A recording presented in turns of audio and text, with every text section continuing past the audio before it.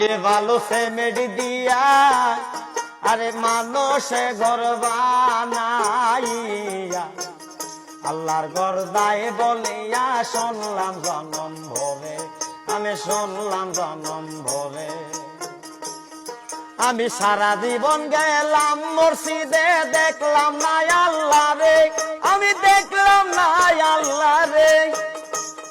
লোভী মন বলরে আমার, সারা জীবন গেলাম মসজিদে, দেখলাম না আল্লাহ রে।